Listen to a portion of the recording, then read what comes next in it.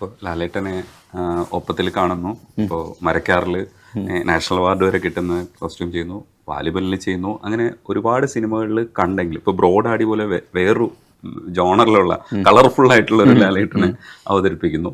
എങ്കിലും ഇപ്പോൾ ഡ്രസ്സുമായിട്ട് ചെല്ലുമ്പോൾ ഇപ്പോഴും ഒരു ആശങ്കയുണ്ടോ, ഇതെങ്ങനെ പുള്ളി എടുക്കും എന്നുള്ളത്? ഐ തിങ്ക് ഏത് സിനിമയിലേക്കും നമ്മൾ കടന്നു ചെല്ലുമ്പോൾ നമുക്ക് ആ ഒരു കാര്യമുണ്ട്. ആ സിനിമയുടെ ഫസ്റ്റ് ഡേ ഷൂട്ട് എന്ന് പറയുന്നത് എന്നും അതേ ഫീലിംഗ് തന്നെയാണ്. നമുക്ക് എന്നും ഒരു പേടിയും അല്ലെങ്കിൽ ഇതെങ്ങനെയാണ് എന്നുള്ളതൊക്കെ അതിന് ചിലപ്പോൾ നമ്മൾ കുറച്ചുകൂടി നന്നായി കൈകാര്യം ചെയ്യുന്നുണ്ടാവും ഇന്ന് പണ്ടത്തെക്കാളും. ഇപ്പം ലാൽ സാറിൻ്റെ കേസിൽ അന്നൊന്നും ലാൽ സാറിന് വലിയ വ്യത്യാസങ്ങളൊന്നുമില്ല. അല്ലെങ്കിൽ ഏറ്റവും safest person to go to എന്ന് പറയുന്നത് ലാൽ സാർ തന്നെയാണ്. കാരണം എന്താ വെച്ച് കഴിഞ്ഞാൽ ഒരു പ്രതികരണം എന്നുള്ളത് ചില ആൾക്കാരിലൊക്കെ നമുക്ക് പെട്ടെന്നായിരിക്കും അല്ലേ, പെട്ടെന്ന് പ്രതികരിക്കുക. ചിലപ്പോൾ നല്ലതായിക്കോട്ടെ മോശമായിക്കോട്ടെ എന്തും. ലാൽ സാർ ഭയങ്കര സെറ്റിലായിട്ടുള്ള പേഴ്സണാണ്. അതായത് എന്ത് കാര്യത്തിനെയും ഭയങ്കര മനസ്സമാധാനത്തോടുകൂടി കേൾക്കുകയും അല്ലെങ്കിൽ പറഞ്ഞാൽ അത് മനസ്സിലാക്കാൻ ശ്രമിക്കുകയും അതിനെ ഉൾക്കൊള്ളുകയും അല്ലെങ്കിൽ അതിൽ നിന്നുള്ള ചേഞ്ചസ് നമുക്ക് തിരിച്ച് ഇങ്ങോട്ട് ഇത് എന്തുകൊണ്ടാണ് ഇങ്ങനെയെന്നൊക്കെ ചോദിക്കുന്ന ഒരാളാണ്. അപ്പം ഒരു കുറച്ച് കാംനെസ് ഉണ്ട്. അപ്പം നമുക്ക് ഡീൽ ചെയ്യാൻ ഭയങ്കര ഈസിയാണ്. അപ്പം ഇപ്പം നമ്മളൊരിക്കലും എന്താ പറയുക മറ്റുള്ള ആൾക്കാർ മോശക്കാരാന്നല്ല പറയുന്നത്. ആ ഒരു റിയാക്ഷൻസൊക്കെ എന്ന് പറയുന്നത് ഭയങ്കര രസകരമായിട്ടുള്ള രീതിയിലാണ്. ഇനി മോശമാണെങ്കിൽ പോലും അതിനെ ചോദിച്ചറിയുന്നതിലൊക്കെ ഒരു ഭയങ്കര രസമുണ്ട്. എന്താ മോനെ ഇതെന്തുകൊണ്ടാണ് എന്നൊക്കെ അറിയുന്നത്. അപ്പം ചില സ്ഥലത്ത് എന്താണെന്ന് വെച്ച് കഴിഞ്ഞാൽ ആക്ടേഴ്സിനെ സംബന്ധിച്ചിടത്തോളം അവർ ഭയങ്കര കോഷ്യസ് ആണ് അവരെ പറ്റി തന്നെ. ഇതെന്തുകൊണ്ടാണ് ഇങ്ങനെ, അല്ലെങ്കിൽ ചിലപ്പോൾ അങ്ങനെയാണല്ലോ, ചിലപ്പോൾ നമ്മളൊരു കോസ്റ്റ്യൂം കൊണ്ടുപോകുന്നു, അയ്യോ ഇതാണ് എൻ്റെ ലുക്ക് എന്ന് പറയുന്നിടത്തൊക്കെ ഭയങ്കര അത്ഭുതപ്പെട്ട് ടോട്ടലി ഡൗൺ ആയി പോകുന്ന ആക്ടേഴ്സൊക്കെ ഉണ്ട്. ബിക്കോസ് സിനിമ എപ്പോഴും അങ്ങനെയാണല്ലോ, നമ്മളൊരു സെർട്ടൻ ഒരു സമയത്തിൻ്റെ ഉള്ളിലേക്ക് കൊള്ളിക്കാൻ നമ്മൾ ശ്രമിക്കുകയും ചില സമയത്ത് അത് ബാക്ക് ഫയർ ചെയ്യുകയൊക്കെ ചെയ്യുന്ന ചില കാര്യങ്ങളൊക്കെ ഉണ്ട്. പക്ഷെ at any point of time ഇദ്ദേഹത്തിന് അങ്ങനെ ഒരു സട്ടിൽനെസ് ഉണ്ട്. അതായത് എന്ത് വന്നാലും ഇനിയിപ്പോൾ ഇന്ന് എന്തൊക്കെ ഇടിഞ്ഞ് വീണ് കഴിഞ്ഞാൽ പോലും അദ്ദേഹം അതിനെ സ്വീകരിക്കുന്നത് ഭയങ്കര ഏറ്റവും കാം ആൻഡ് സോഫ്റ്റ് ആയിട്ടാണ്. അപ്പോൾ അതുകൊണ്ട് ആ പേടികൾ നമുക്ക് ലാൽ സാറല്ലേ, അതുകൊണ്ട് നമുക്ക് ഹാൻഡിൽ ചെയ്യാം എന്നുള്ളൊരു കാര്യമുണ്ട്. ബട്ട് മേക്ക് ഷുവർ നമ്മൾ എല്ലാ സ്ഥലത്തും നമ്മൾ ഏറ്റവും കൂടുതൽ ഹോംവർക്ക് ചെയ്തിട്ട് തന്നെയായിരിക്കും പോകുന്നുണ്ടാവുക. ഈ ബ്രോഡാഡിയിലെ കളർഫുൾനെസ് കാണുന്ന സമയത്ത് ഇപ്പം ലാലേട്ടനും വന്ന് നോക്കിയിട്ടുണ്ടാവുമല്ലോ, ഈ നിൽക്കുന്ന സമയത്തൊക്കെ തോന്നുമ്പോൾ ഒരു എന്തോ ഒരു പുതിയ കളറാണല്ലോ അതിനകത്ത് ഇട്ടിരിക്കുന്ന ഡ്രസ്സൊക്കെ ഭയങ്കര ഒഴുക്കോട് കൂടിയ രസമുള്ള സാധനങ്ങൾ. അത് പുള്ളിയുടെ മുഖത്ത് ആ ഒരു സന്തോഷം കാണാൻ പറ്റിയിട്ടുണ്ടായിരുന്നു ഷൂട്ടിൻ്റെ സമയത്ത്? പക്ഷേ എപ്പോഴും സിനിമയിൽ ആൾക്കാർ ഒരു ബിൽട്ടപ്പ് ഉണ്ടല്ലോ, അതായത് ഇതാണ് ക്യാരക്ടർ എന്ന് പറഞ്ഞാൽ നമുക്ക് എന്ത് എക്സ്ട്രാ ചെയ്യാൻ പറ്റും എന്നാണ് പലരും ചിന്തിക്കുന്നത്. ഞാൻ എപ്പോഴും ചിന്തിക്കാറുള്ളത്, ട്രൈ ചെയ്യാറുള്ളത് അതിനെ എത്ര സിമ്പിളാക്കാൻ പറ്റുന്നതാണ്. സിമ്പിളാക്കിക്കൊണ്ട് നമുക്ക് എങ്ങനെ അതിനെ മാറ്റിയിരുത്താം, അല്ലെങ്കിൽ നമുക്കൊരു വേറെ രീതിയിൽ പഞ്ചുണ്ടാക്കാം എന്നാണ് ഞാൻ ചിന്തിക്കാറ്. അപ്പോൾ ലാൽ സാർ എനിക്ക് തോന്നുന്നു ബ്രോഡാഡിയുടെ സമയത്തൊക്കെ കുറച്ച് നമുക്ക് എന്ത് രീതിയിൽ ഇതിനൊരു ഇമ്പാക്റ്റ് ഉണ്ടാക്കാമെന്ന് ലാൽ സാർ കുറച്ച് ചിന്തിച്ചിട്ടുണ്ടായിരുന്നു. അപ്പോൾ ഇത് ഇത്രയും സിമ്പിളായി പോകുമ്പം ഇതിൻ്റെ ഒരു ഇമ്പാക്റ്റ് കുറവായിരിക്കുമെന്ന് അദ്ദേഹം ചെറുതായിട്ടൊന്ന് അങ്ങനെ ചിന്തിച്ചിരുന്നു. പക്ഷേ മേ ബി പ്രോബ്ലി നമ്മൾ ആദ്യത്തെ ഒരു കുർത്ത അദ്ദേഹം വിട്ടു നോക്കുകയും അദ്ദേഹത്തിന് അത് ഇഷ്ടപ്പെടുകയും, പക്ഷെ മുന്നോട്ടുള്ള യാത്ര എങ്ങനെയാണെന്നുള്ളത് ഒരു കാര്യമുണ്ട്. നമ്മൾ ആദ്യം ചെയ്യുന്നത് എന്താ, 1-2 കുർത്ത പ്ലസ് ഈ മുണ്ടൊക്കെ അല്ല എടുക്കുന്നത്. പക്ഷെ അതൊരു 3-4 സീനുകൾ കഴിഞ്ഞ് കഴിയുമ്പോൾ അദ്ദേഹം ഓട്ടോമാറ്റിക്കലി ഓക്കെ ഇതാണ് എന്ന് പറയുന്ന ഒരു സ്ഥാനത്തിലേക്ക് എത്തി. സോ അദ്ദേഹത്തിനോട് വർക്ക് ചെയ്യില്ല എപ്പോഴും എനിക്ക് തോന്നുന്നു എൻ്റെ എവറി സെറ്റിലും നമ്മുടെ ഏറ്റവും ഫ്രണ്ട്ലി ആയിട്ടുള്ള, അല്ലെങ്കിൽ നമ്മുടെ ഏറ്റവും ഒരു ബെസ്റ്റ് ഫ്രണ്ട് എന്ന് പറയുന്നത് ലാൽ സാറാണ്. ഞാൻ ചിലപ്പോൾ എൻ്റെ റിലാക്സേഷന് പലപ്പോഴും ലാൽ സാറിൻ്റെ റൂമിലേക്കോ കാരവനിലേക്കൊക്കെ പോകാറുണ്ട്. ചുമ്മാ അവിടെ പോയി ചിലപ്പോൾ എന്തെങ്കിലുമൊക്കെ അവിടെ എന്തെങ്കിലും കഴിക്കാനൊക്കെ ഉണ്ടെങ്കിൽ ചിലപ്പോൾ അവിടെ ഇരിക്കുന്നതൊക്കെ നമുക്ക് എടുത്ത് കഴിക്കാനോ അല്ലെങ്കിൽ അദ്ദേഹം തരുമൊക്കെ ചെയ്യും. അല്ലെങ്കിൽ അദ്ദേഹത്തിനോട് 5 മിനിറ്റ് തന്നെ സംസാരിക്കാം നമുക്ക്.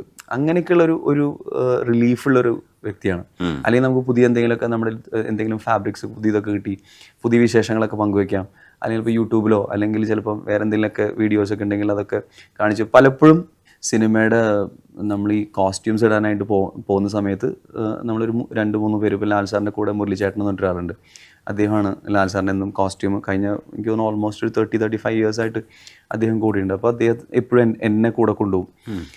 അപ്പം ഇതെന്താണെന്ന് മനസ്സിലാക്കിപ്പിക്കാനൊക്കെ നീ കൂടെയുള്ള നല്ലതാണെന്ന് പറയും മുരളിച്ചേട്ടൻ. അതൊക്കെ കുറച്ച് പേടിയാണ്. ഇതെന്താ മുരളിയെന്ന് ചോദിച്ചു കഴിഞ്ഞാൽ അത് പറയാൻ അദ്ദേഹത്തിന് കുറച്ച് ബുദ്ധിമുട്ടാണ്.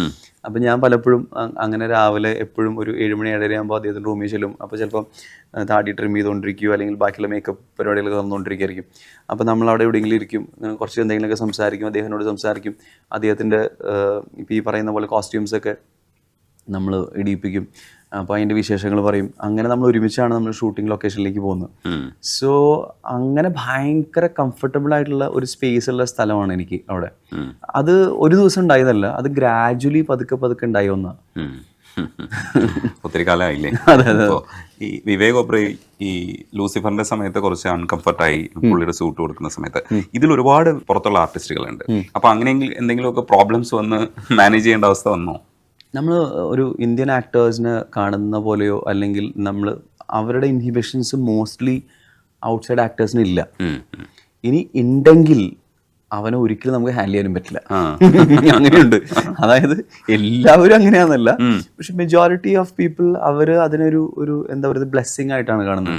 അവർ ഒരു സെറ്റിലേക്ക് വരുന്നതും ഇന്ന് ഷൂട്ട് ചെയ്യുക എന്ന് പറയുന്നതൊക്കെ ഒരു മെഡിറ്റേഷൻ്റെ രീതിയിലേക്കാണ് കാണുന്നത്. രാവിലെ വരുന്നു, ആ സമയത്ത് അവർ ഫോണിലിരിക്കുകയോ അല്ലെങ്കിൽ ബാക്കിയുള്ള ആൾക്കാരുടെ അടുത്ത് സംസാരിക്കാനൊന്നുമല്ല. അവർ നേരെ അവർ വരുന്നു, ഒരു കോഫിയൊക്കെ കുടിച്ച് അവർ കാരവനിൽ കയറിയിരുന്ന് അവരാദ്യം അവർ റിലാക്സ് ആവുന്നു. They wait for you. നമ്മൾ വരുന്ന സമയത്ത് നമ്മളെ വിഷ് ചെയ്യുകയും അതുപോലെ എന്തൊക്കെയാണ് കാര്യങ്ങളെന്ന് ഭയങ്കര രസകരമായി ചോദിച്ചറിയുകയും ആ സീനിന് നമുക്ക് എന്താണോ നമ്മുടെ കയ്യിൽ എന്താണോ അതിനെപ്പറ്റിയുള്ള ഒരു എക്സ്പ്ലനേഷൻ ഒക്കെ ഉണ്ടെങ്കിൽ അത് ചോദിച്ചറിയുകയും അങ്ങനെ കുറേ കാര്യങ്ങൾ നമ്മളെ കംഫർട്ടബിൾ ആക്കുകയും അതിൽ കൂടെ അവർ കുറച്ച് കംഫർട്ടബിൾ ആവുക എന്ന് പറയുന്നൊരു പ്രോസസ്സ് ഉണ്ട് അവർക്ക്.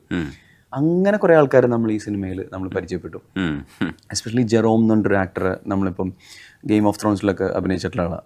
അദ്ദേഹത്തിൻ്റെയൊക്കെ ഫോട്ടോ ഇപ്പോൾ ഈ ക്യാരക്ടേഴ്സ് പുറത്തുവിട്ട് പോകുന്നുണ്ടായിരുന്നു. സോ അദ്ദേഹം 6 or 7 പ്രാവശ്യം ഇന്ത്യയിൽ വന്നിട്ടുണ്ട്.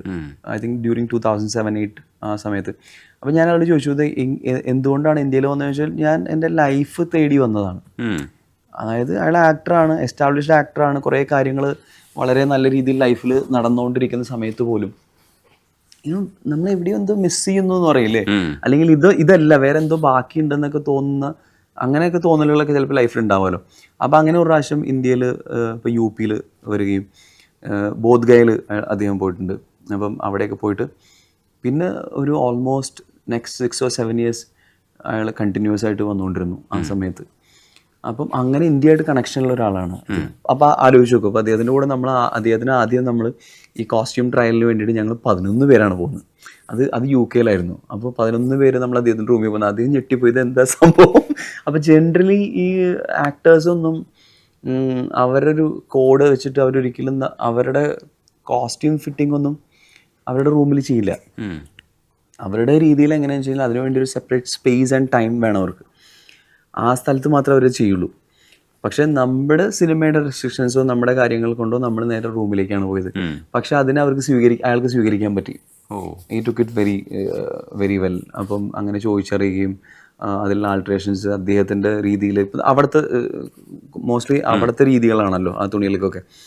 അപ്പം അതിൽ നമ്മൾ കുറച്ച് ചോദിച്ച ചോദ്യങ്ങൾക്കൊക്കെ അദ്ദേഹത്തിന് നമുക്ക് നല്ല ഉത്തരങ്ങൾ പറയാൻ സാധിക്കുകയും നമുക്ക് പറഞ്ഞു തരികയും നമ്മൾ ഒരു ബോധവാനാക്കുകയും അങ്ങനെ നമ്മൾ അതിനെ വീണ്ടും ഒരു സെക്കൻഡ് റൗണ്ട് വീണ്ടും ചെയ്യുകയും.